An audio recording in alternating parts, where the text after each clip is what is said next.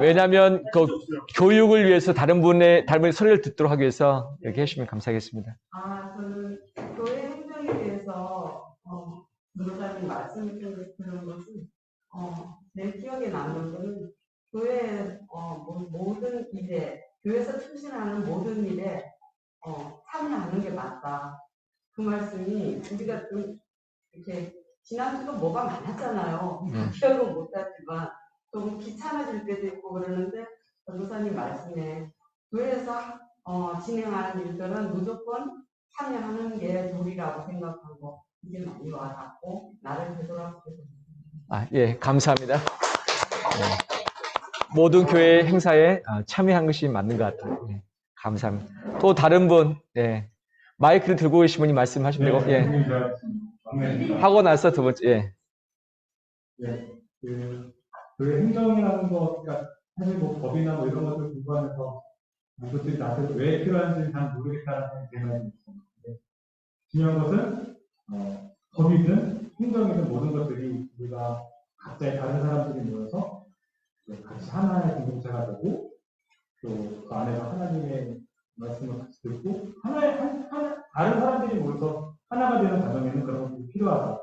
그리고 그러기 위해서는 목회자님들의 어떤 방향성을 승부로서 따라가는 것이 맞다라는 생각을 하고 있습니다. 예, 감사합니다. 예, 방향성을 같이 잡아가는 것이 필요하겠다라고 말씀해 주셨습니다.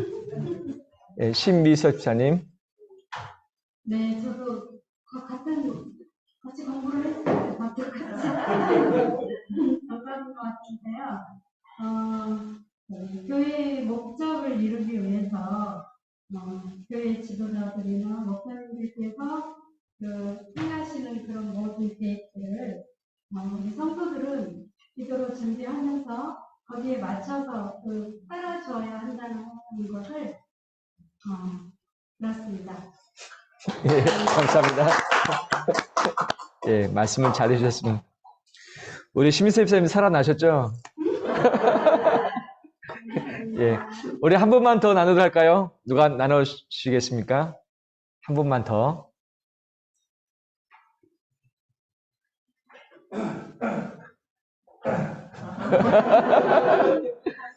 아까도 다 말씀해 주셨는데 최고 이제 기억나는 게 목사님 방침에 따라야 된다는 거. 그래서 이제 그거를 기도를 준비하고 그 자세 이제 중직이니까 우리가 순종하는 그 마음으로 목사님 한 마음을 되어서 지난주에 들었던 거.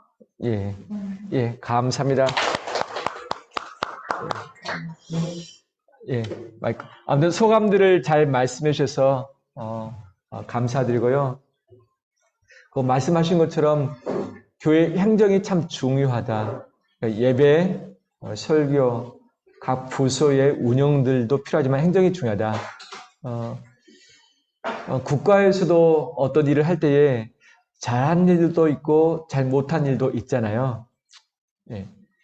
그 다음에 어떻게 국민을 도울 것인가에 대한 방식도 좀 다르고 정당별로 좀 다르고 그렇잖아요.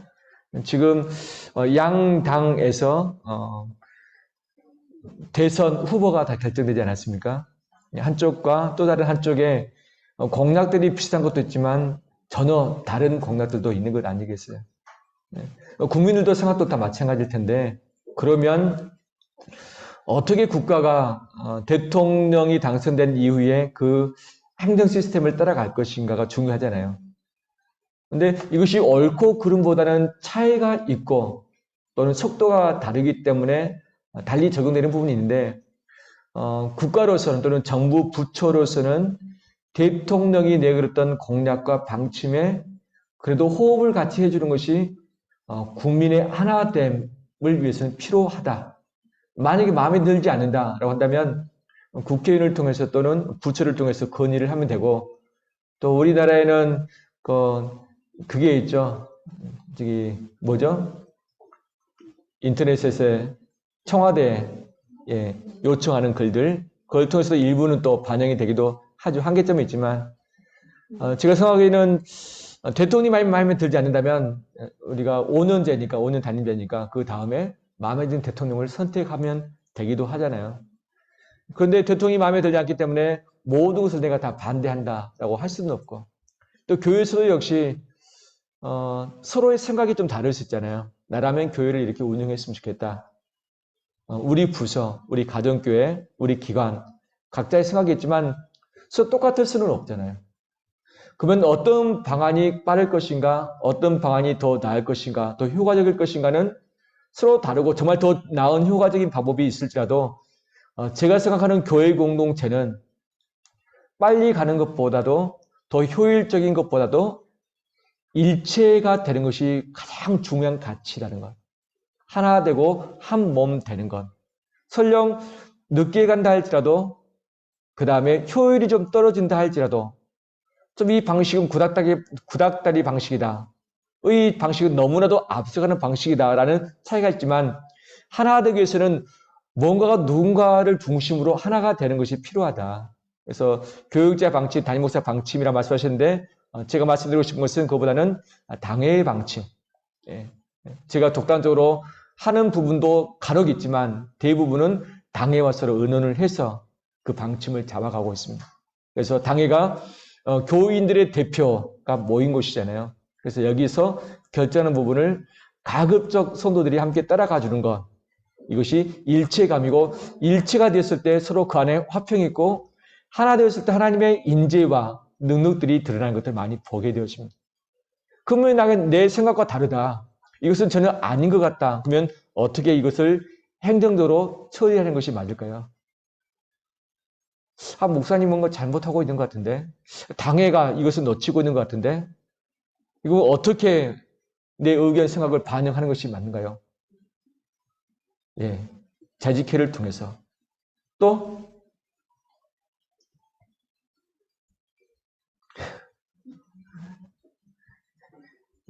여러 가지 방식이 있겠죠. 근데 우리 한국 전통적인 방식은 담임 목사님 했으면 또는 당회가 있으면 다 무조건 복종해 따라가는 것이 맞아. 토 달지 마. 이런 식으로 요즘에는 이런 방식은 안 통합니다. 그 다음에 이것을 해서도 안 되죠. 왜냐하면 우리 모두의 생각이 있기 때문에.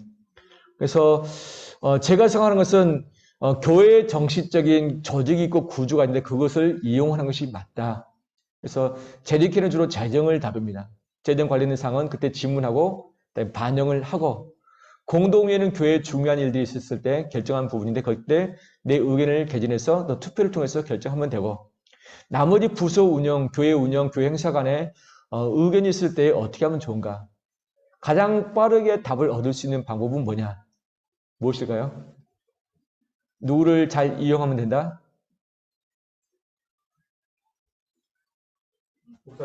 예, 그렇죠. 담임 목사를 직접 만나가지고 건의하면 담임 목사 생각을 바꾸면 교회가 확 바뀌는 건 아니겠어요? 가장 빠른 방법, 가장 효과적인 방법입니다. 그런데 만약 A라는 사람과 B라는 사람이 같이 제게 왔어요. 근데 서로 내용이 전혀 달라요. 그러면 저는 어떻게 액션을 취하는 것이 지혜로울까요? A를 선택하거나 B를 선택할 수 있을까요? 불가능합니다. A도 선택 못하고 B도 선택 못하면 시간이 지연됩니다. 전체 공동체의 흐름들이 끊어질 수 있는 거죠. 그 다음에 A와 B의 문제가 아니라 교인들 전체가 한 2개 내지 3개로 의견이 갈렸을 때 담임 목사가 이거 갑시다 라고 한다면 이것을 동의하지 않았던 또 다른 성도들은 마음이 상할 수도 있다. 그래서 이 부분은 교회 조직에 있어서 위원회라는 것을 두었죠. 우리 국가도 역시 마찬가지죠. 그래서 교회는 위원회가 몇 가지 5개가 있습니다. 예배위원회, 교육위원회, 선교위원회, 구제가 선교한테 다 들어왔어요. 하나가 재정팀은 별도 독립입니다. 교회 섬김위원회, 또 하나가 있죠. 뭐죠? 예배, 교육, 선교, 섬김, 또 하나 갑자기 저도 생각이 안 나죠? 그 위원회 위원장들이 다 있습니다. 한번 아시는가 모르겠나 질문할까요? 예배위원은 교회 예배의 전체 형태와 예배에 관련된 찬양대, 그다음에 찬양팀, 예배 환영위원, 봉사자가 이 안에 다 들어와 있습니다. 그럼 예배위원장은 지금 현재 누굴까요? 이수익 장로님.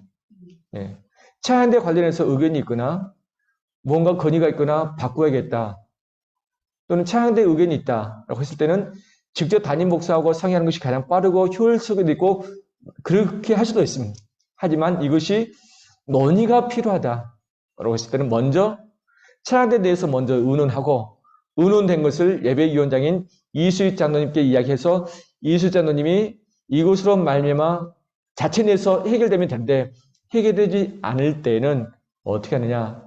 당회로 모일 때 예배위원장으로서 그 부분에 대해서 안건을 내고 당회에서 의논해서 결정하고 결정된 것을 가지고서 운영해 가면 가장 순탄한 순리적인 방법이라 할 수 있겠죠. 만약에 부서, 소년부, 유치부, 청소년부, 청년부의 부분이 있으면 누구하고 의논을 합니까? 그렇죠. 교육위원장은 김상희 장로님. 그다음에 장학팀도 어디에 소속되어 있습니까? 예, 역시 교육위원회 장학팀도 소속이 되어 있는 거죠. 그래서 바로바로 말하기보다는 그 위원장을 통해서 운영되어 있는 것이 좀 더 완충작용도 있고, 그 다음에 실무로에 신경 쓰는 분이 더 그 부분을 더 관심 가지고 운영하기 때문에 더 나을 수 있습니다. 그 다음에 교회 섬김 관련해서는, 교회 섬김이라는 것은 교회 모든 봉사가 들어갑니다. 차량 관련, 주방 관련, 그 다음에 여러 가지 청소 관련, 그 다음에 뭔가 고치고 설치하고 하는 이 부분들은 교회 섬김위원회에 들어가 있습니다. 지금 현재 교회 섬김위원장은 누구일까요? 장금환 장로님이 섬김위원장을 하고 있는 거죠. 그렇게 되는 거죠. 그 다음에 뭐가 빠졌죠? 선교위원장.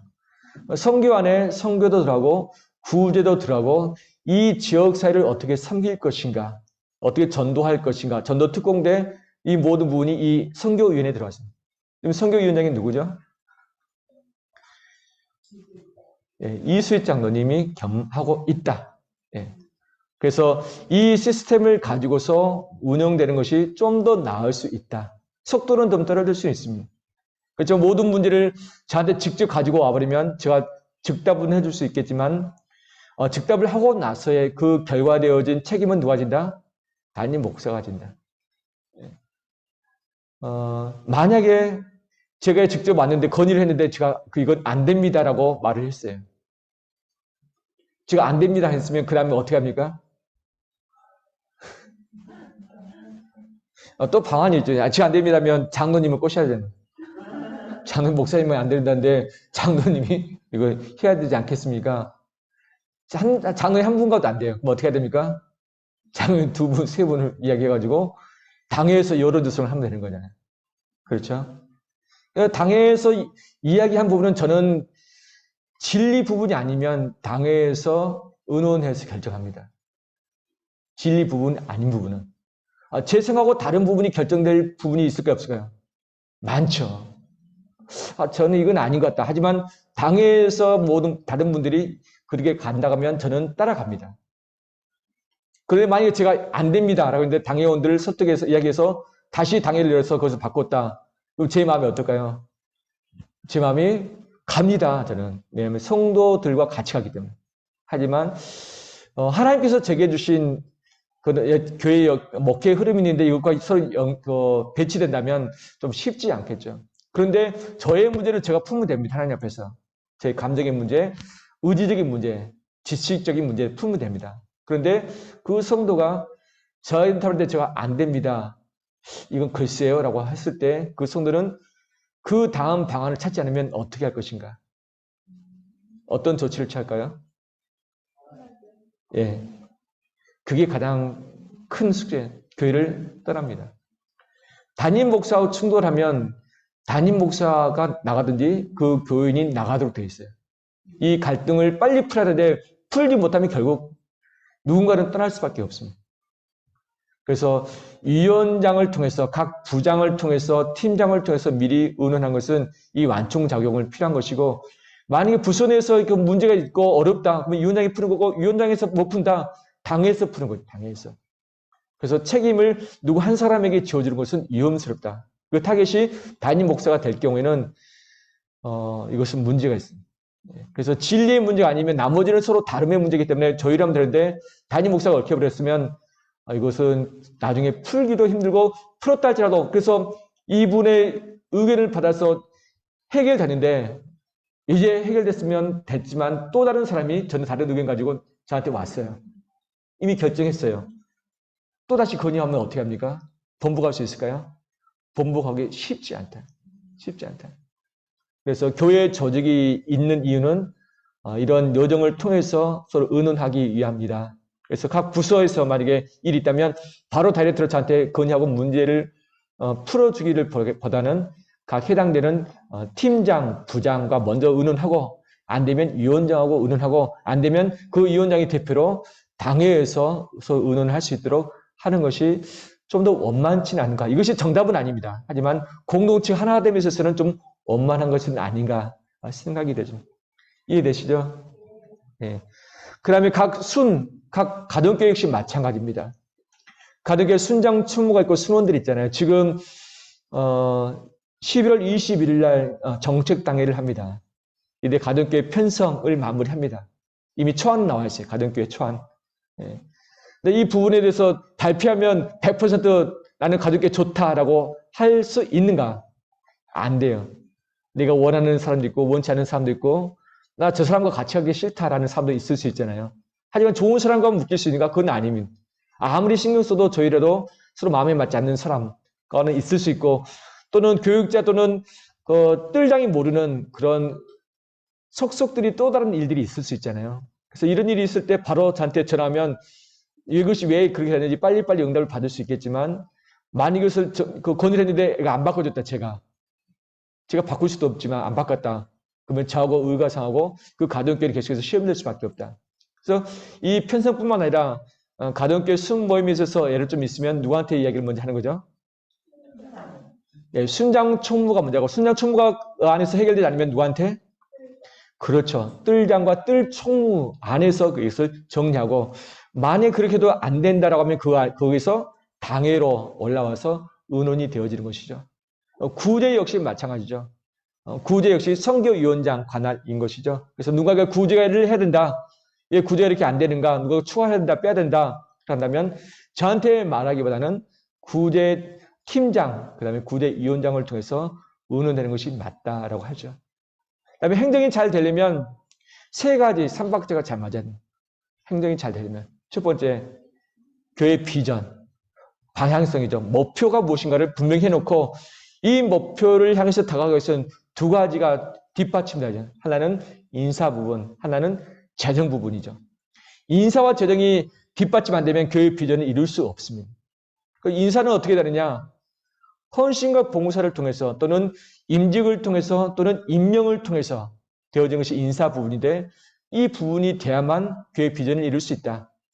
근데 인사 부분은 우리는 돈을 받고 하는 데가 아닙니다. 자발적인 헌신 공동체이지 않겠어요? 그래서 헌신이 있을 때만 교회 비전을 이룰 수 있다. 우리 임직자로 손을 받고 있는데 임직자로서 헌신의 분량이 있는데 이것이 제대로 되어질 때에 교회 비전을 이룰 수 있다. 교회 비전은 사람만으로도 되는가? 아니죠. 재원이 투입이 되는. 그래서 우리 지난주에 정문 사님이 가정경제처럼 우리 무조건 아껴서만 되는가? 최대한 절약하고 아끼고 돈이 엉뚱하게 새나가지 않도록 하는 것이 중요하지만 돈을 아껴서 쌓아놓은 것이 아니라 비전을 이루기 위해서 돈을 투자하는 것이 필요하다. 사람을 훈련시키는 데 필요하고 이 시설 운영하는 데 필요하고 성교하고 구제하고 돕는 데 있어서 돈이 반드시 필요하다. 그래서 하나님의 재정을 주신 이유는 뭐냐면 비전을 이룰 수 있도록 이것이 효율적으로 쓰여질 수 있도록 하는 것이 재정의 목적이다. 근데 무조건 재정을 아끼고 줄이는 것이 만이 능사는 아니다라고 말씀을 드렸습니다. 이해되시죠? 네. 예, 감사합니다. 혹시 질문사항이 있습니까? 없죠? 예. 오늘 짧은 영상 2편을 볼 겁니다. 지난주에 잠깐 얘기했듯이 코로나 시대 때 교회는 어떤 방향으로 가야 될 것인가? 저도 고민했지만 우리 성도들도 고민 많이 했잖아요. 비되면 언제까지 가야 될 것인가? 비되면 어떻게 가야 될 것인가? 이것이 끝나지 않다면 어떻게 해야 될 것인가? 이 코로나로 말미암아서 한국 교회가 신뢰를 많이 잃어버린데 어떻게 한국 교회가 신뢰를 다시 찾을 수 있겠으며 어떻게 이 시대와 그다음에 우리 주변 이웃과 더불어 갈 수 있을 것인가는 함께 고민해야 할 부분. 지금 위드 코로나 때문에 조금씩 바뀌고 있는데 예전 시스템대로 간다면 또 우리는 중요한 것을 잃을 수 있습니다. 그럼 우리가 잃지 말할 것이 무엇인가? 두 편에서 모든 걸 다 말하고 있지 않지만 그 안에서 얻을 수 있는 소스가 있어요. 그래서 첫 번째 거 보고 나서 서로 저별로 서로 이야기를 할 거고 두 번째 하고 나서 또 다시 저별로 이야기를 할 예정입니다. 먼저 첫 번째를 보도록 하겠습니다. 김혜쌤 잘 들리죠? 네, 잘 들리면 오케이 한번 해주세요. 예, 감사합니다.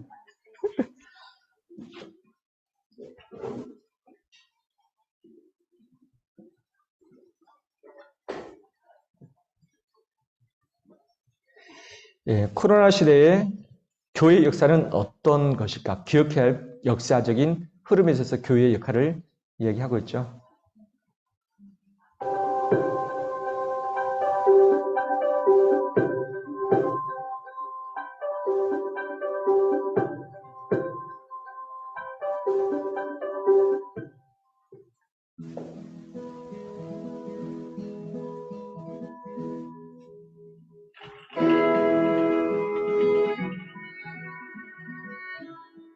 역사 속에서 우리가 한번 돌아볼 거는 언제냐면 주전 2, 3세기 정도에 로마에 굉장히 큰 역병이, 가공할 만한 역병이 들게 됩니다.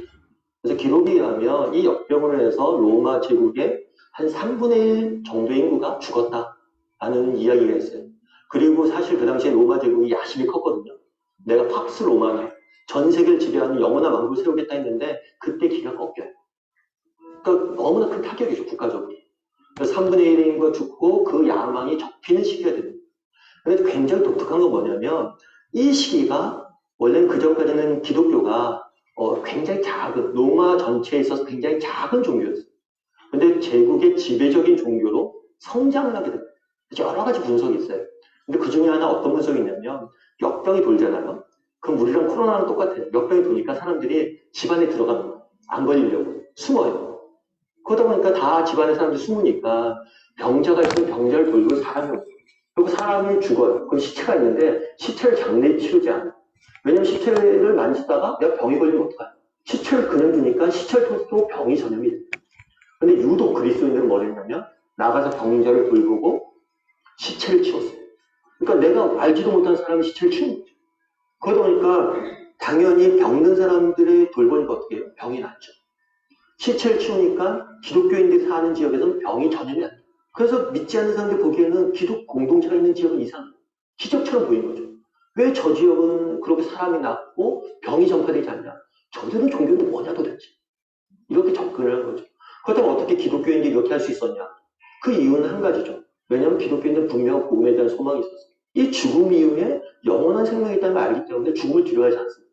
정말 세상 속에서 세상이 이렇게 어려움들이 왔을 때 정말 분명한 소망, 죽음 이후에 영원한 생명이 있다는 소망을 전하되 이 소망을 무엇으로 전해요? 이웃사랑의 옷을 입어서 정말 그들이 느껴질 수 있도록 전했을 때 또한 오늘날에도 동일하게 많은 사람들의 눈에는 그것이 기적으로 다가올 것이고 기독교에서 마음을 여는 계기가 될 수 있다는 것. 그런 의미에서 역사 속에서 우리가 발견할 수 있는 교훈은 초대교회에 있었던 그런 로마에 있었던 교회들의 모습을 우리가 좀 더 연구해보고 닮아가고 정말 그들을 우리의 삶 가운데 그러한 실천들을 해내는 게 필요하지 않을까라는 생각이 있습니다.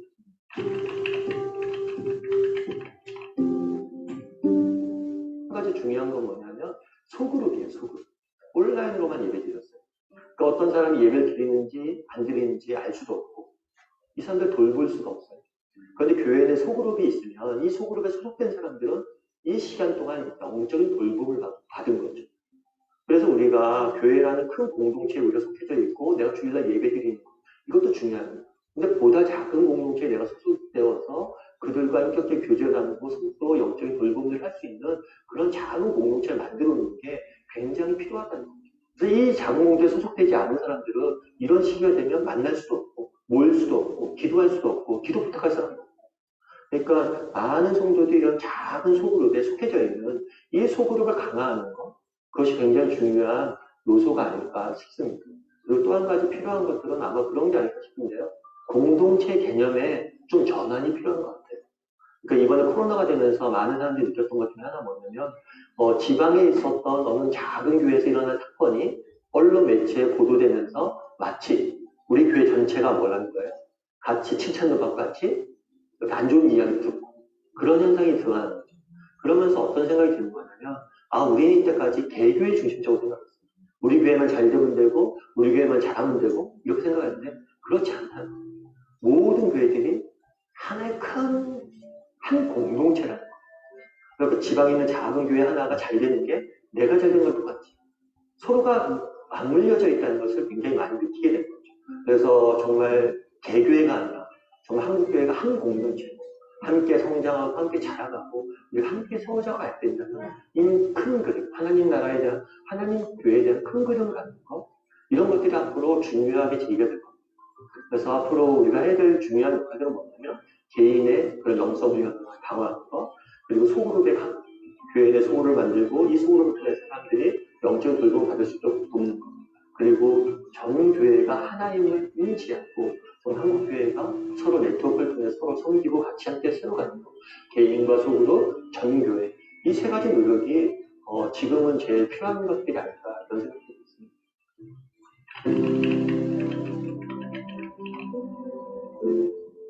근데 우리 한국교회가 지금 본질을 벗어났다. 이렇게는 생각하지 않습니다. 우리는 본질이 늘 서 있었어요. 그런데 때로는 뭐냐면 균형이 좀 이렇게 되는 거죠. 균형이 흔들어지는 거죠. 코로나 시기에 하나님께서 보여주는 균형은 뭐냐면 그 전에 교회는 본질적으로 모이는 교회이고 흩어지는 교회. 그러니까 우리는 모여서 정말 하나님의 백성으로서 우리가 백성으로서 선택받았던 특권이 있기 때문에 모여서 함께 예배하고 하나님 찬양합니다. 동시에 우리는 뭐예요? 흩어져야 돼요. 세상 속에서 우리는 뭐래야 돼요? 그리스도의 빛과 소금의 역할을 잘 감당해야 돼요. 그런데 이 추가 약간은 모이는 쪽으로 많이 가 있었던 게 아닐까. 그러니까 하나님께서 이 코로나 시기를 통해서 뭘 하신 거예요? 일부러 흩었다는 거예요. 그러면서 예를 들어서 우리가 모여서 예배를 못하고 가정에서 예배 드렸잖아요. 그럼 이런 거예요. 가정에서 예배 드리는데 어떤 사람들은 가정에서 예배 드리는 걸 편하게 생각해요. 근데 어떤 사람은 되게 불편해요. 평소에 가정에서 예배를 드리고 가정이 예배의 첫으로 준비되어 있던 곳은 예배를 드릴 수 있습니다. 그런데 이 가정이 그렇지 못한 분위기는 뭐예요? 예배를 못 드립니다. 내가 교회에서 열심히 신앙생활을 했어요. 그런데 가정에서는 어떤 영적인 분위기를 못 만들었어요. 그런 우리의 모습에 대해서 돌아보겠다는 거죠. 세상 속에서도 우리가 정말 교회에 모여서 선한 일을 많이 했어요. 그런데 이번에는 보게 되는 거죠. 그럼 세상에 눈에 비친 교회의 모습은 도대체 뭐냐? 했을 때 우리가 예상했던 모습이 아닌 거예요. 너무 적대적인 거예요. 그런 모습을 보면서 그러면 우리가 세상 속에서 어떻게 살아야 되느냐 이걸 고민하게 합니다. 우리는 본질에서 벗어난 적은 없어요. 다만 뭐예요? 균형이 약간 흐트러졌죠. 그런데 지금은 단적으로 코로나는 이 모이는 교회와 터지는 교회 했을 때 개인도 마찬가지고 교회 공동체도 마찬가지고 이 균형을 다시 한번 생각해 봐야 합니다. 정말 너희가 모이는 것들 열심히 했고 기존에 전도도 열심히 했고 다 열심히 했는데 이것들은 부족하지 않아요. 가정을 세우고 또 세상 속에서 그리스도인답게 살고 또 삶의 터전에서 예배하고 혼자서 하나님 섬기는 이것들은 부족하지 않아요? 라고 묻는 거죠. 그러니까 이런 면에서 우리가 이것들을 내가 부족한 게 뭐가 있을까 하고 찾아가다 보면 이게 균형을 맞으면서 다시 우리가 본질 위에 잘 서 있는 거죠. 지금 서 있지.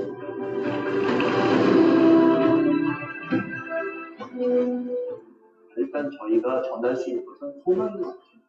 저희는 복음 안에 담겨있는 소망이 있죠.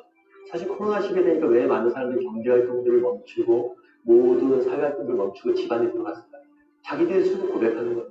생명보다 소중한 것이 없다. 그런데 우리에게 뭐가 있어요? 생명이 있죠. 정말 이 생명이 복음이 주는 이 생명 이것들이 주는 소망 이것들을 전하는 게 정말 중요한 일이에요. 이 소망이 어떤 옷을 입냐가 되게 중요해요. 이 옷이 정말 이웃 사랑이라는 옷을 입었을 때 저 소망이 있으니까 이렇게 사랑을 실천하고 우리에게 이런 도움을 주구나. 어떻게 하면 우리의 모습을 통해서 사람들이 사랑에 대해서 느끼고 저 사람이 정말 우리를 배려하고 아끼고 사랑하는 사람이구나 라고 하는 것을 느끼게 해줄 수 있을까. 이것이 정말 고민이고 그것들을 잘 했을 때 소망과 사랑의 모습이 온다면 진정한 그런 소망을 줄 수 있는 공동체가 되지 않을까라는 생각이 있습니다.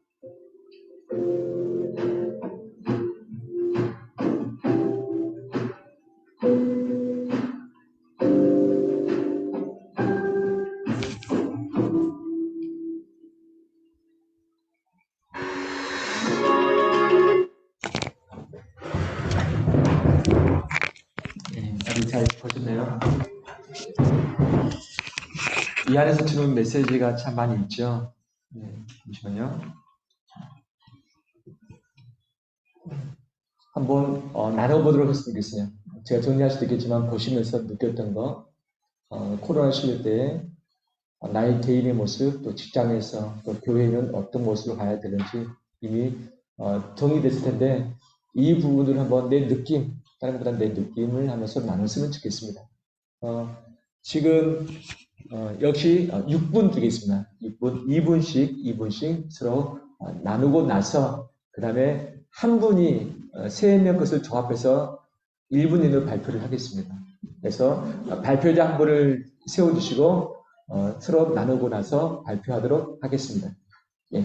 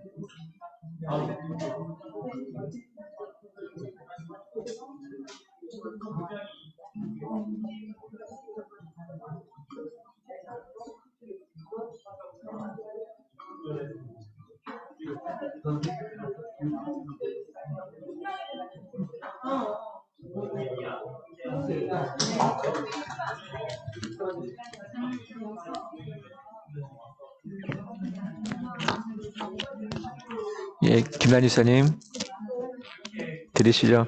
예, 집사님은 예, 무엇을 느끼셨는지 한번 잠깐 말씀해 주시면 감사하겠습니다. 저는 그 목사님 그 방송을 보면서요, 계속 그 목사님께서는 그 복음에 대한 소망이 있다고 말씀하셨는데, 그 복음에 대한 소망은 항상 품는 것 같아요. 근데 이게 항상 있는데, 이게 이제 교회에 있을 때는 이게 막 이렇게 몸으로 막 이렇게 표현도 하고, 외부에 나가서도 막 이렇게 증거를 했었는데, 그게 안 되다 보니까는 안에 소망이 있다는 거를 잠시 잊었던 것 같아요. 그리고 또 하나는 그 뭐지, 그 복음이 주는 그 생명 안에 그 소망이라는 게 넓게 보면 그 이웃 사랑이다 이 말씀해 주셨는데, 그러니까는 전도가 솔직히 쉽진 않더라고요. 그래서 그 이웃 사랑 그러면은 이웃 사랑이라는 게 뭘까 했는데, 그 이웃에 대한 사랑도 깊이 들어가 보면은 일단 가정인 것 같아요. 내 가정을 먼저 세워놓고 내 가정이 하나님 안에서 올바르게 세운 가정이 되어야지만 그 다음에 내가 전파할 수 있지 않을까. 저는 그걸 좀 많이 느꼈어요. 그래서 가정을 먼저 세워야 되겠구나. 가정을 근데 가정을 세우려면 그 안에 내 자신이 먼저 서야 되겠더라고요. 내 자신이 쓰고 가정이 세워지면서 이게 이웃을 사랑하고 섬기면서 그렇게 나가는 거 아닌가. 다시 한번 또 이렇게 방송 보면서 다시 깨달았습니다. 아니, 네, 예, 감사합니다. 예, 소망을 심어줘야 되고 전도해야 되는데 가정이 먼저 세워진 것이 맞다라고 말씀하셨죠? 네, 네, 네, 예, 예, 그래, 감사합니다. 잠시 기다리십시오. 네. 예, 어디 잘 나누셨어요? 자, 발표하도록 하겠습니다.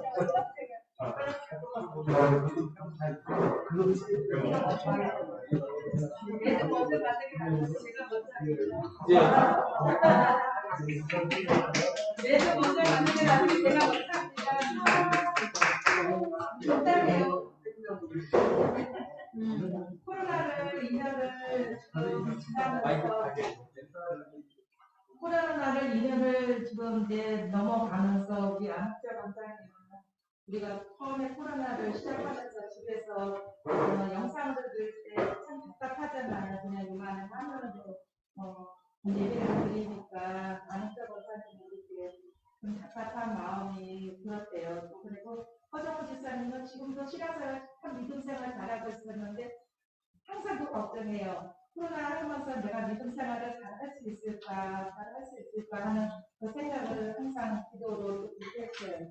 저는 또 이제 직장을 다니면서 이 코로나 때 진짜 아니들 이제 핍박도 많이 받았어요. 왜 그러냐면 한 교인 때문에 자체가 다 예배를 잘 드리고 있는데, 네, 믿는 사람들 때문에 이렇게 교회도 안 가도 되는데 저도 이제 심시간 그렇게 많이 욕도 먹고 이제 그렇게 생활을 했어요. 그렇지만 지금에 와서 이렇게 보면은 서로 간에 그래도 그리스도를 지켜줬기 때문에 또 서로 또 이렇게 대신에 나와서 우리가 다 맞고 이제 지금은 저도 답답했어요. 그만한 것을 영상으로 볼 때 진짜 이렇게 보고 했는데 문도 안 좋은 데다가 좀 답답했고 했는데 어떨 때는 설교 들을 때도 설교만 듣고 따뜻할 때도 있었고 그거 믿음을 믿을까 하는 생각도 많이 들었어요. 근데 지금에 와서 생각하면은 이것도 하나의 우리가 삶에 지나가면서 하나의 고통도 있고 우리가 그런 게 없었으면 우리가 신앙도 못 자라잖아요.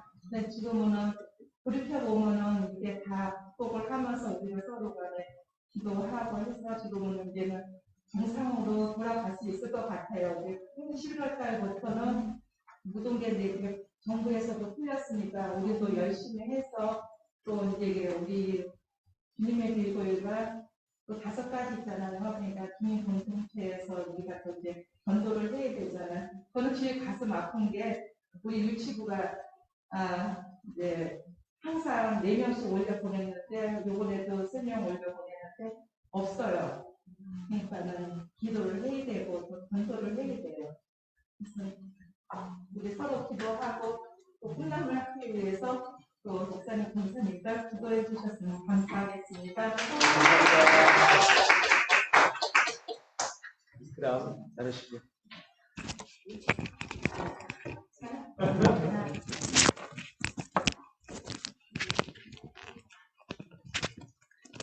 예, 펴시죠.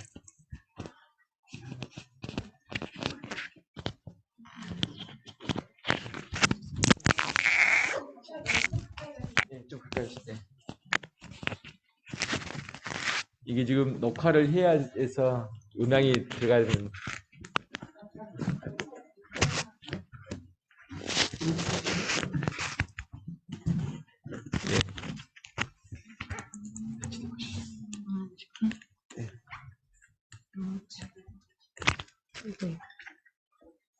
얘기하시죠. 네, 감사합니다. 짧게 말씀드리겠습니다. 코로나 시대에 정말 사랑으로 우리가 이웃에게 베푼다는 것도, 이웃의 시대는 사랑을 전한다고 해도 상대방이 어떻게 받아들여질지 알 수 없는 세상이 되었기 때문에 어쨌든 기도하면서 영성을 우리가 더 키워서 하나님 앞에 우리가 바로 세워졌을 때 그러한 역할도 잘 감당하리라 믿습니다. 얘기 나눠보니까 다 그런 말씀이신 것 같아서 이상입니다. 감사합니다. 그 다음. 저부터 할까요? 네. 그 코로나라는 것이 우리한테 왜 있을까? 왜 이런 고통의 과정을 지나가느냐?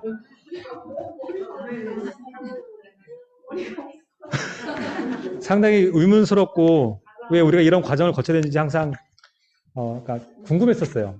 근데 결과적인 얘기인지 아직 다 끝나진 않았지만 우리가 이런 과정들을 통해서 하나님이 우리한테 주시는 것들이 있었다. 지금 당장뿐만 아니라 옛날에서도 그랬고 지금도 그렇고 우리가 지금 현재 하나님이 우리한테 왜 이렇게 하시는지를 잘 캐치하는 것이 중요하다라는 생각을 했고요.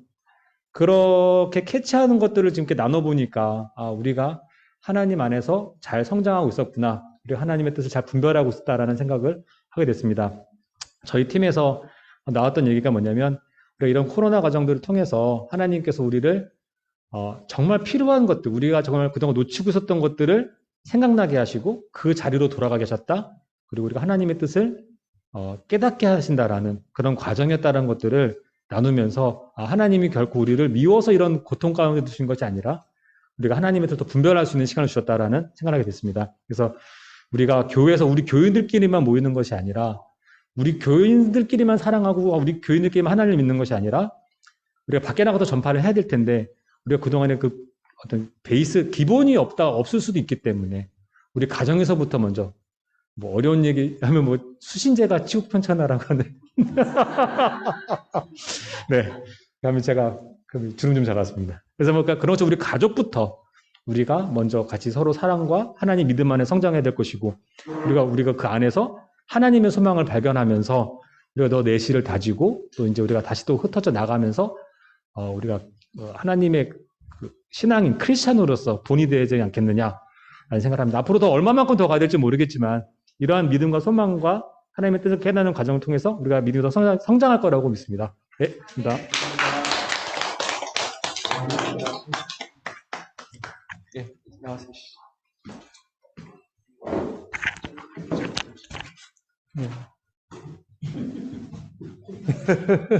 아니, 너무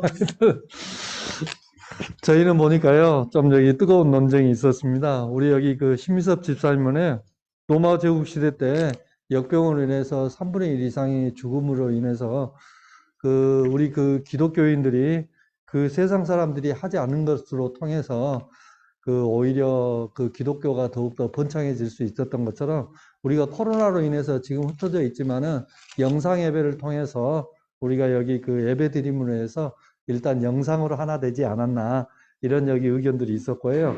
그다음에 우리 여기 박수현 집사님은 부산 세계로 교회를 좀 예를 들면서 저희한테 느끼는 바가 좀 있더라고요. 그래서 부산 세계로 교회를 인터넷을 잠깐 찾아봤더니 부산 세계로 교회가 매년에 1000명에게 개안 수술을 해가지고 지역 주민들을 위해서 섬김을 많이 하는 여기 교회로 소문이 나 있더라고요. 근데 이번에 여기 코로나로 인해서 종교의 자유에 어긋나는 조치라 해가지고 방역 수칙을 수차례 어겨가지고 고발됨으로 인해서 시설 운영 중단 명령에 대해서 폐쇄 명령까지 받은 여기 교회로 알고 있는데 여기에서 저희가 좀 느끼는 바가 좀 많이 있더라고요. 왜 그러냐면 이 교회도 분명히 기본적인 방역 수칙은 했을 텐데 정부의 이제 방역 수칙에 어긋나는 부분이 있어가지고 결국은 집행정지 가처분이라든지 이런 소송을 통해서 지금 여기 기독교의 빛과 소금의 역할을 하기 위해서 최선을 다하고 있는 또 교회고 또 지역 주민들을 위해서 엄청난 여기 하고 있는데 어떻게 보면 또 한편으로는 이 코로나로 인해서 또 여기 다른 사람들한테는 방역 수칙도 제대로 지키지 않는 교회라고 손가락질 받을 수도 있을 것 같더라고요. 그래서 이제 저는 이제 좀 두 가지 얘기를 생각을 한번 해봤어요. 그래서 이렇게 우리가 여기 예배 드리고 전도하고 선교하는 게 기존에 여기 방역 수칙을 잘 지키면서 또 여기 지역 주민들을 위해서 열심히 하는 교회도 있고 또 여기 방역 수칙을 하면서도 종교의 자유는 있어야 된다. 그래서 종교의 자유를 너무 여기 억압하는 것은 여기 헌법에 있는 종교의 자유에 어긋나는 것이라고 해서 진짜 열심히 또 법적 투쟁을 하는 교회들이 있는가 보더라고요. 그래서 우리가 어떤 길을 가든지 간에 두 교회가 다 진짜 하나님의 복음을 위해서 열심히 하고 있는 것처럼 우리가 있는 자리에서 최선을 다해서 목사님의 방침에 따라서 열심히 하는 게 좀 좋겠다 이런 생각이 듭니다. 이상입니다.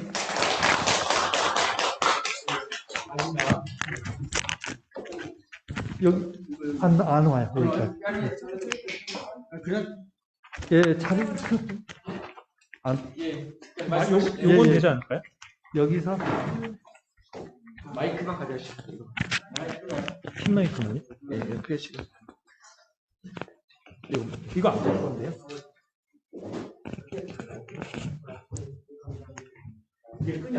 아, 그래요? 예, 거기서, 예.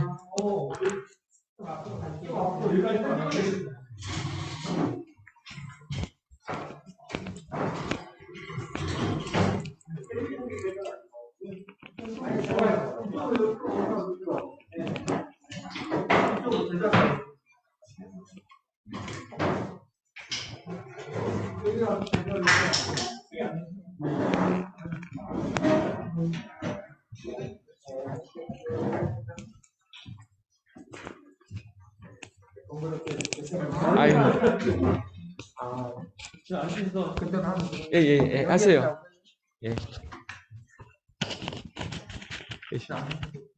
자꾸 앉으세요. 예. 앉아도 되겠습니까? 네.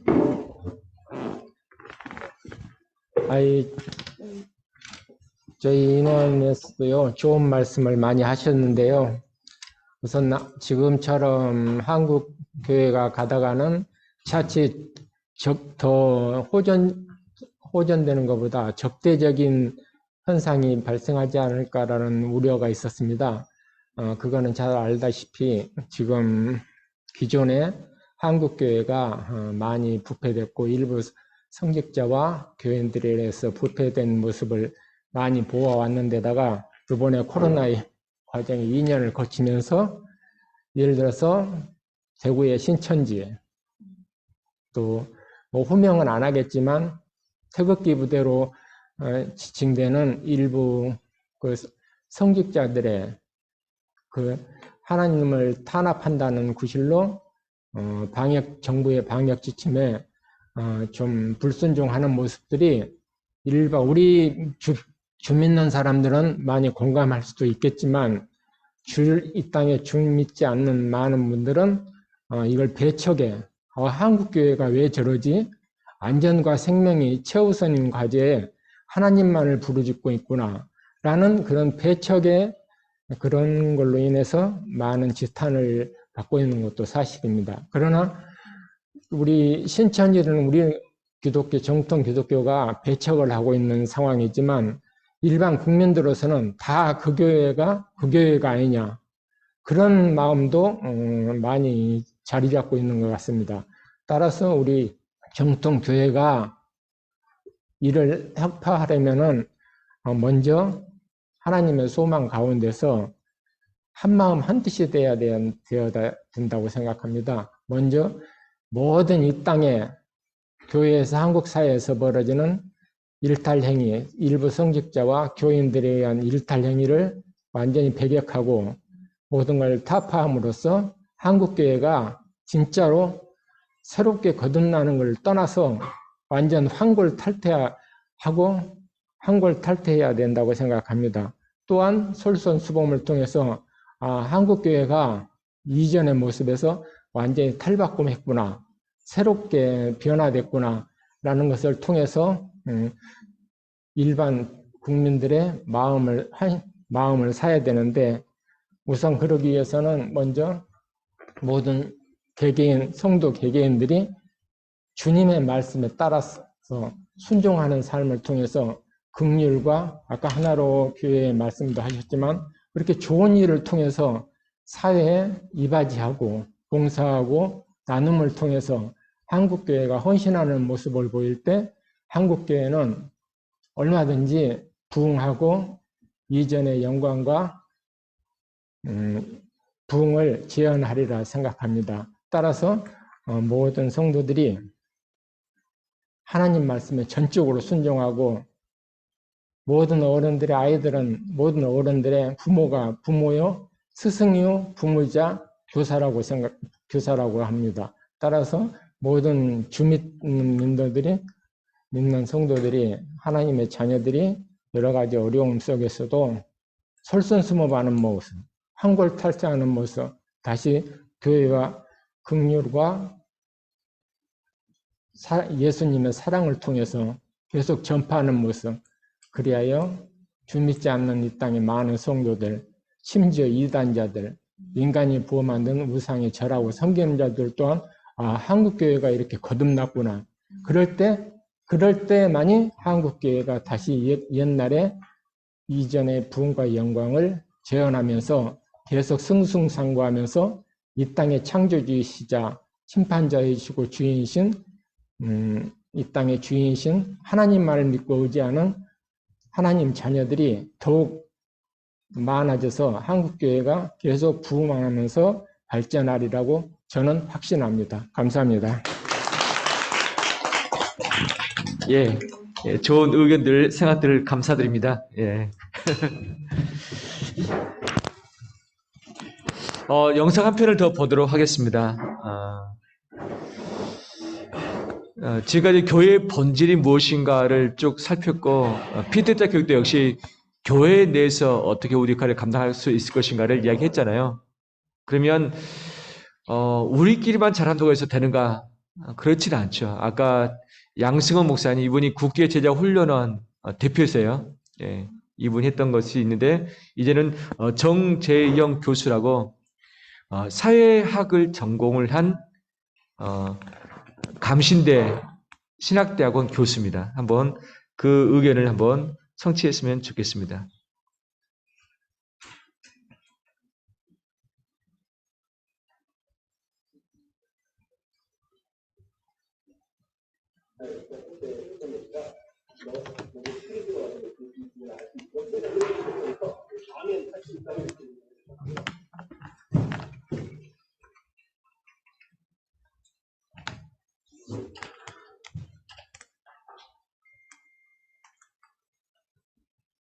안녕하세요. 오늘은 돌보기 4번째 시간으로 귀한 교수님 한 분에 모시고 이번에 정말 좋아합니다. 굉장히 상황의 시간이 많이 떨리는데 교수님과 이거를 하면서 우리가 하도록 하겠습니다. 안녕하세요. 네, 안녕하세요. 먼저 자기소개해 주겠습니다. 제 이름은 정대영이고요. 실천신학대학원 대학원하고 목사님들을 제교육하고 있는데 학교에서 종교사회학 공부하고 있고요. 제가 뭐 페이스북에 써놨지만 신학생활 하는데 이분들을 말고 언제부터 신학생활 시작하셨는지 네, 제 기억에는 없지만 저는 2살 때부터 신학생활을 했는데 왜냐하면 저희 어머니가 제가 2살 때부터 교회를 다니셨어요. 초대기 아니죠? 네, 요즘에 그 외국계도 있다고 하는데 초대기에 어머니 다니셨다고 나중에 듣는 거죠.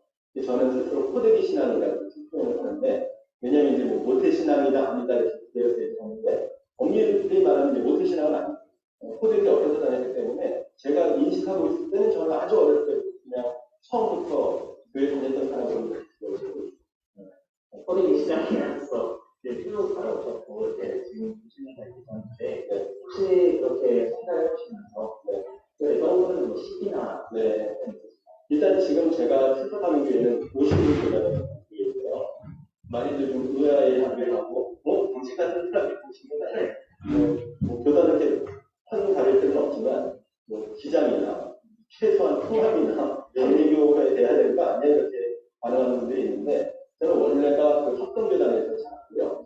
산정형교회라고 그 주기철 목사님께서 세우신 성향이 있는데 어렸을 때부터 순교신앙을 굉장히 많이 강조해서 얘기를 들었고요. 항상 우리 어렸을 때 이렇게 신앙 고백이나 이렇게 할 때 했던 얘기가 너 목에 칼이 들어와도 예수님 부인할 수 있고 이런 얘기를 들으면서 아멘 할 수 있다고 이렇게 얘기를 했거든요. 저희 교회 교육관 이름이 순교기념 교육관, 순교기념 신도관이다 해가지고 아무튼 뭐 순교신앙을 어렸을 때 굉장히 많이 강조하면서 지내왔다는 생각이 나고 그 다음에 아마 신앙적으로는 중등부 때 수련회 가서 그때 원도봉산 기도원에서 수련을 하고 있는데 그때 아마 이제 기도원을 좀 체험을 했던 것 같아요. 울면서 기도하기도 하고 울음을 터뜨렸다는 게 뭐 대단한 것은 아니지만 어쨌든 뭐 이렇게 신앙적으로 감명이 어떤 고심가 있었다는 게 어렸을 때 경험에는 이제 하나의 신앙을 있었고 그 이후에는 이제 그런 신앙의 처음이 어떻게 삶으로 표현이 되는가 이런 고민을 많이 한 것 같아요. 제가 대학교 수련을 잠깐 다시 초보되면 강원을 하고 있었는데 강원을 하다 보니 엄청 힘들어요. 강원을 하는 무슨 의미가 있을까? 강원이 어떤 삶의 변화나 뭐 어떤 뭐 요즘의 표현이면 가치관이나 세계관의 변화를 생각이 나타나지 않으면 혼자서 강원하는 무슨 의미가 있을까 제가 좀 멈칫했던 것 같아요. 강원이 더 발전하지 않았는데 그 이후에 계속 그런 고민을 많이 해왔죠. 그래서 이제 대학교 가서는 그 RBS라는 소비단체 활동을 하면서 이른바 기독지성인을 꿈꾸면서 뭔가 선과 신앙과 또 이런 성물활동 이런 것들을 좀 일관성 있게 가져갈 수 있었다. 그런 고민을 많이 했습니다. 저는 일단 도시교단을 다니신다는 굉장히 의아하다. 처음 들으셨나요? 네, 처음 들었습니다. 어떤 인터뷰에서 해서 의아하고 지금은 현재 다양한 일을 진짜 많이 하고 계신데 하고 계신 일들을 시청자분들 소개를 부탁드립니다. 지금 뭐 그렇게 다양하게 있었는지 모르겠는데 저는 단순한데요. 그냥 강의하고 연구하는 게 제 활동의 중요해서 뭐 각가지 들어가서 이제 열거를 하는 다양하긴 하지만 기본적으로 학교에서 강의를 하는 게 제일 중요하고요. 아까 말씀드렸던 것처럼 대학교는 이제 목회자 재교육을 위해서 만든 학교이기 때문에 뭐 적은 수의 통신도라고 말하는 말씀드리고 있지만 대다수 학교 뭐 90%까지가 다 목사님이거나 전도사님이거나 목회자가 주치의를 하기 때문에 강의 자체가 굉장히 중요한 활동 중 하나고 그다음에 이제 그것과 관련된 연구 활동이죠.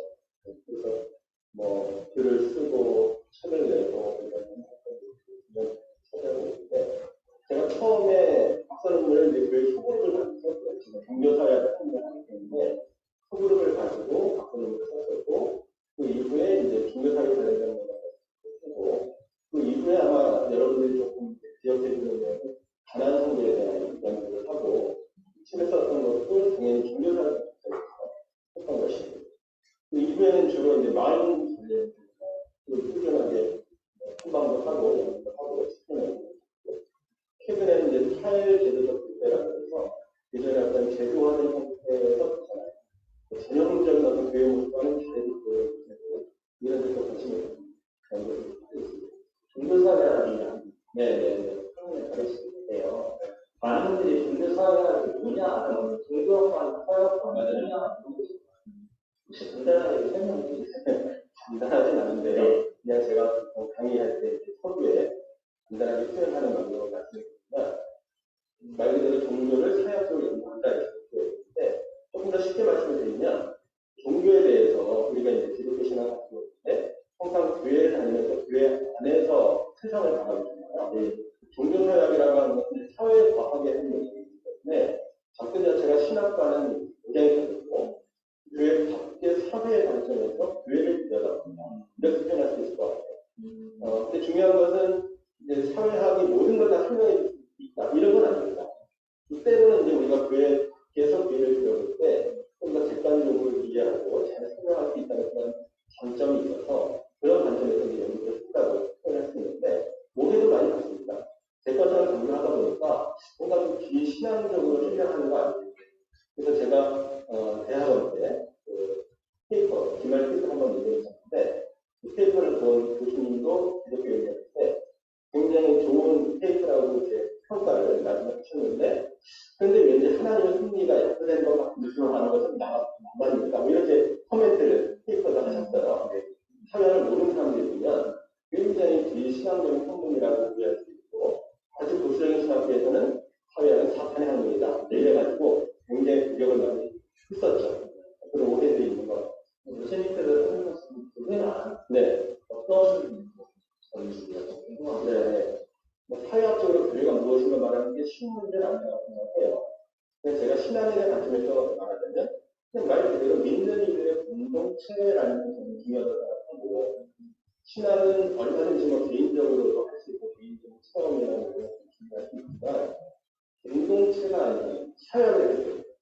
물론 이제 신학적으로도 공동체가 중요하지만 사회학을 가지고는 개인적인 신앙 활동보다는 집단적인 공동체적인 신앙이 중요하다고 생각하기 때문에 믿는 이들의 공동체라는 게 중요하다고 생각하고 신학적으로 말하는 것처럼 하나님 백성 공동체 우리 학교에서 그런 표현을 많이 쓰는데 한국이 되게 의미 있다고 생각해요. 하나님 백성이라고 하는 것은 그 안에 어떤 신분이나 기분의 차이가 없다는 것을 성직자들, 목회자들만의 공동체가 아니라 성도들과 함께 만들어가는 그런 공동체라는 것이고 또 이제 사회적인 표현은 저는 기독 시민들의 모임 이런 표현을 되게 좋아하는데 시민이라고 하는 것은 또 뭐 설명하자면 비밀이지만 백성이나 국민하고는 또 다른 차원의 개념이잖아요. 특별히 이제 국가라든지 어떤 권력에 대해서 정확한 차원이 있고 뭔가 좀 자율적이고 구체적인 그런 참여, 활동 이런 것들이 중요하기 때문에 그런 점에서 기독 교인, 우리가 교인, 교인이라는 말을 하지만 기독 시민이 되는 싶다는 차원에서 이런 기독 시민들을 질러내는 것이 교회다. 그렇습니다. 사실 한국교회가 코로나 상황 많이 어려운데 지금 이 상황에서 이제 보신 것 같지만 우리가 해야 될 가장 필요한 게 뭐라고 생각하십니까? 여전히 저는 그 부분에서 공동체가 중요하다고 생각하고 있습니다. 사실 근데 가난 공동 문제도 공동체가 문제라고 생각합니다. 왜냐하면 제가 여기서 강의할 때 쓰는 표현이 우리는 두 개의 얼굴을 가지고 있다. 하나는 공동체고 하나는 집단이다, 조직이다. 이런 얘기하는데 왜냐하면 우리가 사도행전 2장에 사도행전 초대교회 공동체를 만들고 우리가 하고 있는데 현실의 한국교회 또는 내가 출석하는 또는 이제 목사님들이 목사하는 그 교회가 공동체입니까? 공동체적입니까라고 하면 사실 누구나 자신 있게 말하기 어려운 분들이 많아서 공동체를 추구하지만 그러니까 신학적으로 교회는 하나님 특정 공동체인데 실제로 그러냐 현실이 그러냐 하면 사실은 그렇게 말하기 어렵습니다. 선언적으로 원리적인 그래야 하지만 현실은 다르다는 거죠. 현실은 굉장히 사회 조직이고 어떤 조직체에 가까운 모습이 많습니다. 사회학이 말하는 1차 집단하고 2차 집단의 두 얼굴을 다 가지고 있다는 것입니다. 당연히 교회가 유지 존속하기 위해서는 조직으로서의 모습도 필요합니다. 그러니까 목사님은 목양도 필요하고 사실 어떤 경영자, 행정가의 역할이 필요하잖아요.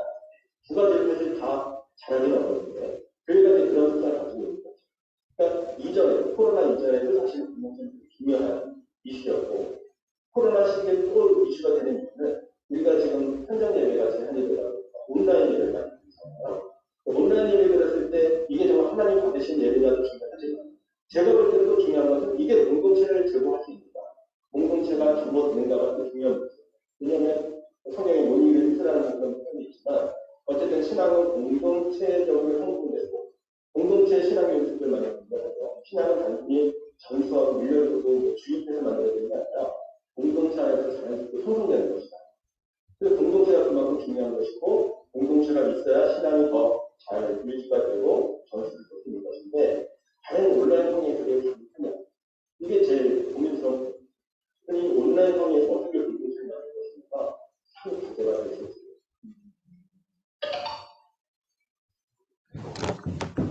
뭐 개인적으로는 제가 이제 이런 연구나 강의 활동을 하고 있는데 좀 더 성실하게 할 수 있으면 좋겠다는 생각이 들고요.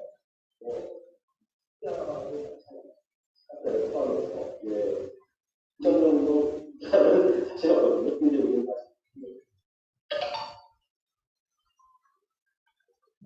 제가 흔히 말하는 성신도에 한 사람으로 이런 다양한 활동들을 하고 있는데요. 이 땅에 사실 많은 성신도들이 있고 또 실제 삶의 무대에서 역할을 해야 되는 사람들은 성신도를 있죠. 굉장히 고단하면서도 대단한 노력을 하고 있다고 생각이 듭니다만 조금 더 자기 자신의 어떤 상황을 객관적으로 좀 보면 좋을 것 같고 당장의 삶에 너무 이렇게 속박되기보다는 그 안에서 내가 어떻게 기독교인답게 신앙에 실천할 것이냐가 매우 중요하지 않나 생각이 듭니다. 우리 기독교인은 이제 뭐 교리문답을 하면 인생의 목적은 하나님을 영화롭다, 하나님께 영광 돌리는 것이라는 표현들을 많이 하는데 정말 그 하나님을 영광을 부럽게 하는 게 무엇일까? 내 지금 삶의 영역에서 직장 생활이나 교육과에서 어떻게 하면 하나님께 영광을 돌리는 방법이 될까?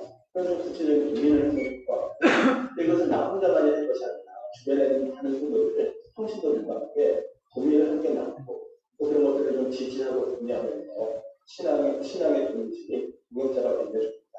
그런 생각을 합니다. 감사합니다.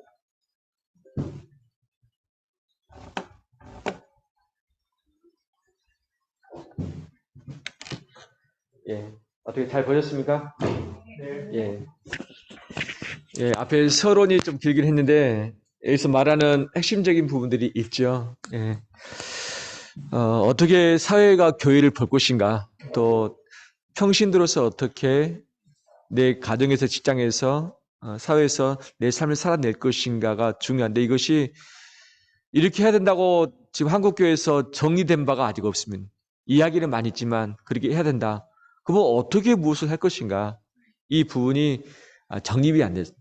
이것은 우리의 몫이 아닌가 생각이 되어지고 지금 시간상 서로 이야기하고 발표할 수 있는 시간은 없는 것 같습니다. 저는 시작 시간은 늦어도 마치는 시간은 마치잖아요. 예. 그래서 다시 정리한다면 코로나 시대 때 교회가 어떻게 존재해야 될 것인가? 앞으로 어떻게 우리가 가야 될 것인가? 저도 고민이고 우리 교육자들도 고민입니다. 아까 양승원 목사님이 했던 이야기 내용도 몇 가지겠죠. 신앙에 있어서는 세 가지 패턴이 있다. 하나는 개인적인 신앙, 두 번째는 공동체, 그 다음에 이것이 사회적인 삶까지 나가야 된다. 우리 교회 비전을 본다면 하나님이 기뻐하시는 삶의 예배. 그러니까 왜 그렇게 수식어를 댔을까? 하나님이 기뻐하시는 삶의 예배. 교회를 떠난 밖에서의 내 삶이 예배가 되어야 된다. 왜 교회가 지탄을 받고 교인들이 인정받지 못하는가? 삶에 있어서 예배다운 삶을 살고 있지 못하기 때문이다. 그러면 앞으로 교회는 어떻게 전도할 것인가? 다행히 이 코로나 기간 동안에 교회를 새로 나오신 분이 몇 분이 계세요. 우리 교회. 얼마나 감사한지 모르겠어요. 근데 대부분의 교회들이 어렵고 또 우리 교회도 역시 여러 가지 이유 때문에 또 이사 때문에 몇몇의 교인들이 또 저 멀리 이사를 가신 분도 계시긴 합니다. 어떻게 더 전도할 것인가? 다음 세대도 힘들고 수평적인 전도도 힘들고 지금까지는 교회가 큰 행사를 통해서 또는 전도를 통해서 영혼 구원의 예를 썼다고 한다면 코로나 시대 이후에는 교회가 이것을 감당하는 부분도 있겠지만 개개인이 이것을 감당할 수밖에 없다. 그래서 교회가 홍보를 통해서 전도한다. 것이 아니라 내 개인이 내 주변에 있는 사람들에게 빛과 소금 역할을 감당하면서 그 사람을 복음으로 설득하는 것이다. 우리는 소망이 있고 복음이 있다. 하지만 이것은 어떤 옷을 입어야 된다? 양승 목사님 아까 무슨 옷을 입어야 된다 했죠? 사랑의 옷을 입어야 된다. 예. 복음과 소망은 틀림없다. 이것을 가지고 직접 못 나가기 때문에 사랑의 옷을 입고 나가는 것이 필요하다. 어떤 사랑의 옷을 입을 것인가? 우리에게 5번째 테마가 무엇입니까? 목적이? 예. 무엇과 무엇을 전하는? 사랑과 복음 전하는. 복음만도 아니요 사랑만도 아니라 사랑과 복음이 서로 균형이 잡아야 되고 두 날개가 돼야만 제대로 정인공도 될 수 있다. 지금까지는 복음 가지고 나갔다면 지금은 사랑 가지고 나가야 된다. 사랑을 같이 겸해야 된다. 그러면 어떻게 교회가 사랑할 수 있겠는가? 많은 생각들이 있을 수 있겠죠. 교회적으로는 아까 교회가 할 수 있는 큰 규모의 일들을 해야 되겠다. 그래서 지금 지역에서 제가 활동하면서 지역의 필요가 무엇일까? 예전에는 교회로 와라 했잖아요. 지금은 교회로 오라는 것이 아니라 교회가 어떻게 지역으로 흘러갈 것인가가 중요하다고 생각이 되어집니다. 어떻게 교회가 지역사회와 친구 될 것인가, 이웃 될 것인가, 울타리 쳐놓고 하는 것이 아니라 같이 더불어 살아가는 것인. 그러고 해서 사랑이 같이 흘러가야 되는데, 이번에 추수감사절 때 안내했던 것 중에 하나가 뭐냐면, 삼중고의 어려움 가운데 있는 이웃을 우리 교회가 도와줬으면 좋겠다. 지역의 어려운 가정들을 방문을 한 적이 있는데, 대부분이 반지하 계시고, 그 다음에 이 문을 열었을 때, 환자에게서 나는 냄새가 있잖아요. 우리 양교수님 잘 아시죠? 예, 환자에게서 나는 그런 좀 힘든 냄새들이 분명히 있어요. 예. 그러면서도 홀로 계신 분들이 또 있잖아요. 아프면서도, 그 다음에 혼자 되시면서도, 그 다음에 경제적으로 어려우신 분들, 우리 주변에 상당히 있거든. 그래서 우리 교회가 이 시대에 그 어떤 누구도 돌보기 싫어할 수 있는 힘이 될 수 있는 그런 분들을 꾸준하게 해야 되지 않겠는가라는 마음이 계속 들고 있어요. 그래서 이번 첫 발을 내디디면서 한번 만남을 가져보고 그 다음에 주민센터 복지팀에서 지금 그 수요 조사를 하고 있는 중입니다. 그래서 조사를 하고 나서 우리 교회에 그 데이터를 줄 예정인데 좀 더 어떻게 하면 좀 더 그분들을 사랑으로 잘 섬길 수 있을 것인가. 그분을 전도하기 위한 접근이 우리의 궁극적인 목적이지만 이것은 하나님의 주권에 맡겨드리고 우리가 어떻게 하면 사랑을 가지고 다가갈 것인가. 그 영혼을 그냥 살릴 것인가. 이 부분에 중점 둔다면 하나님이 이 안에서 역사하시지 않겠는가 생각이 되죠. 또 개인적으로 어떻게 내 주변에 그리스도인으로 살아낼 수 있을 것인가가 과제잖아요. 어떻게 이것이 돼야만 전도가 될 텐데 교회 오래 다니신 분들 전도할 사람이 없어요. 그렇죠? 교회 오래 다니시면. 그래서 우리의 전도 또는 선교의 삶을 위해서는 반드시 지역에서 또는 직장에서 내가 사귈 수 있는 그런 여지, 봉사할 수 있는 그런 기회를 가져야 되지 않는가. 그냥 잠만 자고 오는 내 직장 생활하고 땡 하는 곳이 아니라 내가 삶을 함께 엮으면서 이웃 될 수 있고 친구 될 수 있는 그런 만남들이 필요하겠다. 이것은 교회가 해줄 수 있는 부분은 아니거든요. 각 개인이 그리스도인으로서 살아낼 때에 각자의 처소에서 향기가 되어지고 그리스도의 편지가 돼서 예수 그리스도를 증거할 수 있지 않는가라는 그런 생각들을 해보게 됩니다. 앞으로 계속 고민했으면 좋겠고요. 그 다음에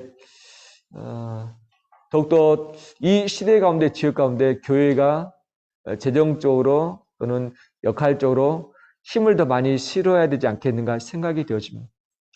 우리에게 비전의 구체적인 것들도 있죠. 복음과 사랑 전하는 증인 공동체인데 여기서 데이터가 있죠. 선교와 구제를 교회 몇 % 이상? 혹시 기억하십니까? 우리 교육 예산이라고 하면 꿈나무학교하고 제자훈련입니다. 교육 예산을 교회 전체의 몇 %입니까? 전무인사님 몇 %더? 예? 10%. 10%. 선교와 구제를 몇 %? 예, 각각 10%. 그래서 최소한 교회의 본질적인 것을 위해서 30% 이상을 우리가 예산을 가지고 나가야 되지 않겠는가 생각이 됩니다. 현재 우리 교회가 그 어느 정도 하고 있는가? 교육 부분은 10%는 아니지만 지금 많이 근접은 했어요. 대신 선교 부분은 교회 예산을 하지 않고 선교 헌금을 가지고만 하고 있고, 구제나 그 부분도 역시 구제 헌금만 가지고 하고 있는 거죠. 어떻게 보면 교회가 운영비 말고 이 부분들을 좀 과감하게 더 선교하고 구제하는 데 있어서 쓰여져야 되지 않겠는가. 그런데 우리 또 다른 과제가 있죠. 무엇을 갚아야 돼요? 빚 갚아야 돼. 야, 진짜 이게 과제입니다. 과제. 예. 요즘에 정말 감사하고 있는 것은 뭐냐면 주변에 들 어려운 교회들 참 많이 있잖아요. 특히 월세로 있는 교회들이 좀 많이 힘들어요. 많이. 예. 이 서울 이거 우리가 이거 중심은 아니잖아요. 근데 이 방 한 칸 정도, 이 실 한 칸 정도가 한 달에 얼마냐 월세가 얼마 정도 될까요? 저렴하게는 70만 원, 기본적으로 90만 원 정도 이 방 하나가. 이 두 개 정도 쓴다. 기본 150만 원, 200만 원. 이 정도 넓이를 우리가 쓴다. 500만 원 정도 줘야지만, 400만 원 줘야지만 이 넓이를 쓸 수 있다. 만약 우리가 이것을 분양받아서 하지 않고 월세로 들어왔다면 지금도 400만 원 이상씩을 돈을 내고 있을 터인데, 근데 여기는 보니까 방 하나당 150만 원하고 120만 원 왔다 갔다 해요. 저렴한 곳에 120만 원, 많은 곳에 150만 원. 방이 4개니까 500만 원이잖아요. 500만 원씩 냈다면 얼마나 힘들까. 대신 많이 갚아가지고 이자가 요즘 얼마 나가느냐. 200 몇십만 원 정도 나가고. 많이 줄었죠. 처음에 이자는 400만 원씩 나갔어, 거의. 지금 230만 원이 넘지 않습니다. 아마 이자가 올라가기 때문에 좀 높아갈 수 있겠지만, 그나마 다행이다, 감사다. 하지만, 우리가 이 빚이 있기 때문에 딴 일을 못한다라기보다는 빚이 있을지라도 선교와 구제와 교육 부분은 계속해서 우리가 좀 투자를 해야 되지 않겠는가, 그런 생각이 저의 생각입니다. 이상입니다. 네. 강고상은 다음 주는 교회론, 그 다음 주는 가정학습 주간입니다. 가정학습 주간. 그래서 다음 주 교회론 하는 텐데 네이버 밴드에 올려놨습니다. 참고하시면 좋겠고, 그 전체를 다 읽으실 필요 없어요. 제가 다시 한번 올려놨는데 어느 부분만 읽으세요라고 일부분만 과제를 드릴 텐데 쭉 그냥 읽어오시면 되겠습니다. 그 다음에 중요한 것은 뭐냐면 우리 임지식을 언제 할 것인가? 임지식을 언제 할 것인가? 당회에서 여러 많은 고민들을 했었는데 최종 결정은 여러 많은 내용과 이유가 나타난 최종 결정은 내년 3월에 한다. 내년 3월에 한다. 네, 그렇게 결정했습니다. 그래서 조금 느긋한 마음을 가지고 좀 더 훈련할 수 있는 시간 가졌으면 좋겠고, 우리끼리만 아니라 조금 더 가족도 초청할 수 있는 그런 환경적 여건이 있을 때 임시식 했으면 좋겠다라고 서로 의견을 모았습니다. 그렇게 알고 계시면 좋겠습니다. 자, 오늘 시간 됐습니다. 박수 3번 치고 마무리합니다. 수고하셨습니다.